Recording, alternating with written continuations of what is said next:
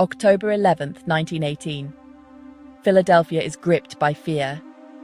A cough sends people scattering, masks pulled tight, but everyone knows it's futile. The Spanish flu is here, on our streets, in our homes, in our lungs. My neighbor lost her husband overnight. The death cart passes more than the milkman. My daughter Anna is feverish, her breath shallow. The doctor won't come. He's overwhelmed. Coffins are gone. Mass graves fill the city. I watch Anna's blue-tinged lips and pray, uncertain anyone listens. This isn't a war of guns, but of silence and dread. The city is hushed, streetcars empty, factories closed. Only church bells and coughs break the quiet. People hide indoors, waiting for the fever to strike. We're prisoners in our own homes, stalked by an invisible enemy. I write by candlelight, unsure if Anna or I will see another sunrise. The flu is a ruthless equalizer. Rich, poor, young, old, none are spared. All we can do is wait, hope for a cure, and pray for the nightmare to end. In this October darkness, hope feels like a faint, flickering flame. The pandemic was called the silent killer, not for its quiet, but for its stealth. It struck without warning. Morning health could turn to nightfall agony. The world, still at war, censored news to avoid panic and hide weakness. Only Spain, with a free press, reported openly, hence the misnomer Spanish flu. The virus, H1N1, attacked deep in the lungs, causing deadly pneumonia and triggering immune overreactions, cytokine storms that drowned victims from within. The silence was the calm before this internal storm. People feared each other, avoided crowds, wore ineffective gauze masks. The normal sounds of life faded, replaced by a quiet dread. The enemy was invisible, traveling on air, hands, and objects. Anxiety grew. Who would be next? There was no way to know. The silence wasn't absence of noise, but the presence of overwhelming fear. Society's fabric unraveled as trust and routine vanished. The world waited, breath held, for the next victim.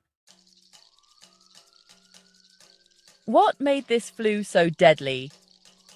It was an H1N1 virus, likely from birds, new to humans. Our immune systems had no defense, letting the virus spread rapidly. Unlike typical flu, it attacked deep lung tissue, causing viral pneumonia, almost always fatal in 1918. Its deadliest trick, triggering a cytokine storm, flooding lungs with immune cells and fluid.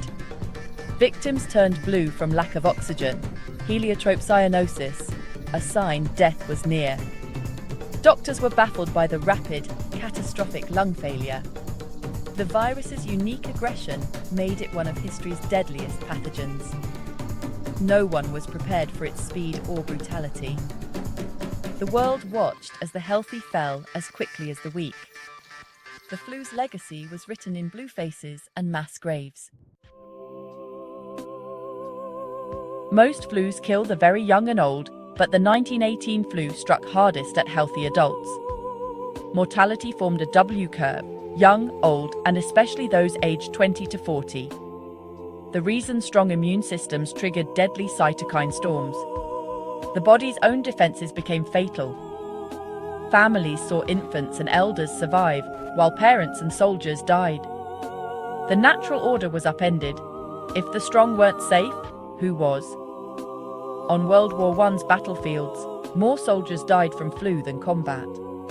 Troop transports became floating coffins. The virus preyed on strength, leaving deep scars on families and nations. The loss of a generation crippled communities for decades. The pandemic's cruelty was its unpredictability. The flu erupted in a world already torn by World War I. Crowded barracks and trenches, malnourished and exhausted soldiers, perfect conditions for spread. The war machine became the pandemic's engine. The first US outbreak was at Camp Funston, Kansas. Within weeks, it swept through army camps. Troop ships packed with soldiers became incubators, carrying the virus to Europe. Infected soldiers spread it to allies and enemies alike. The virus knew no borders. Military leaders downplayed the illness, pushing sick men back into service, worsening the crisis. The war's global reach ensured the flu traveled everywhere, by ship, by rail, to every continent. The interconnected world became a highway for plague. The pandemic's spread was unstoppable, fueled by conflict and movement. Public health was sacrificed for war, with catastrophic results. Within months, the flu circled the globe. No corner of the world was spared. The 1918 pandemic was one of history's deadliest events, 50 to 100 million dead worldwide. It killed more in a year than World War I did in 4. The Black Death was deadlier locally, but the 1918 flu was more widespread, reaching every inhabited continent. It killed more in 24 months than AIDS has in 40 years. The flu's speed was staggering. Steamships and trains spread it globally in months. In the US, 675,000 died, more than all 20th century wars combined. October 1918 alone saw nearly 200,000 American deaths. Later pandemics like the Asian and Hong Kong flus were far less deadly. The 1918 flu remains the benchmark for pandemic catastrophe. It was a perfect storm of virulence and global vulnerability. Myths persist about the 1918 pandemic. The Spanish flu name was a misnomer. Spain's free press reported openly, but the virus didn't start there. Some thought it was bubonic plague or another exotic disease, but it was influenza, caused by a virus invisible to 1918 science. Doctors wrongly blamed bacteria, wasting time on ineffective vaccines. This misunderstanding cost lives and delayed real solutions. Another myth. The pandemic ended suddenly. In truth, waves continued into 1920, each less deadly but still lethal. The virus didn't vanish. It mutated into seasonal flu strains we still face. Some believe nothing could be done, but cities with early quarantines and closures had lower death rates. St. Louis acted fast and fared better than Philadelphia, which delayed. Decisive action and science saved lives. The myth of helplessness is not just wrong, it's dangerous. In 1918, medicine was nearly powerless. No antivirals, no antibiotics, no vaccines. Doctors offered only comfort and hydration as the disease ran its course. Many believed bacteria caused the flu, so they made useless vaccines. Frustration and helplessness grew as patients died despite best efforts. Folk remedies and quack cures flourished. Camphor bags, onions, miracle tonics, none worked. Public health advice ranged from sensible to bizarre. Amid chaos, nurses became heroes, working tirelessly, risking their lives, providing comfort and care. Good nursing sometimes meant the difference between life and death.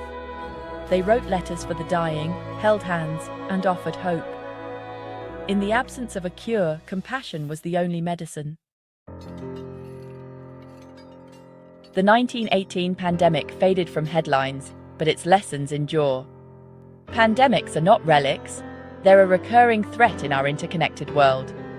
We need strong public health systems, global cooperation, and scientific vigilance. The cost of unpreparedness is measured in millions of lives. Clear, honest communication is vital. Censorship and misinformation worsen crises. Leaders must be transparent, and citizens must trust science, not rumors. The fight against a virus is also a fight for truth. The pandemic revealed our vulnerability, but also our resilience.